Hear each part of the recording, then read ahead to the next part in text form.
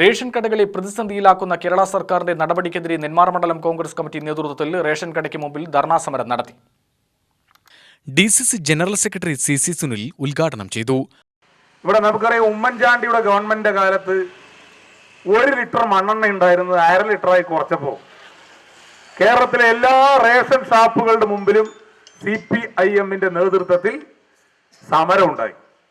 അന്ന് പിണറായി വിജയൻ സമരം ഉദ്ഘാടനം ചെയ്ത് പറഞ്ഞത് 1/2 ലിറ്റർ മണ്ണെണ്ണയാക്കിയ ഉമ്മൻചാണ്ടി രാജിവെക്കുന്നവരെ ഞങ്ങൾ സമരം ചെയ്യും, കേരളത്തിലെ റേഷൻ ഷാപ്പുകളൊന്നും ഞങ്ങൾ തുറക്കാൻ അനുവദിക്കില്ല എന്ന് പറഞ്ഞു.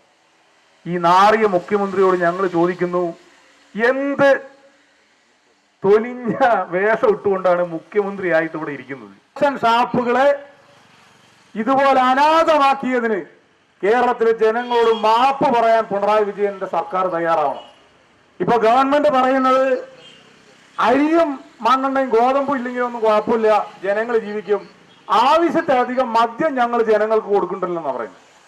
റേഷൻ ഷാപ്പ് പൂട്ടിപ്പോയാലും കേരളത്തിലെ ബാറുകളും ബിവറേജും അനുവദിക്കുന്നതിൽ യാതൊരുവിധ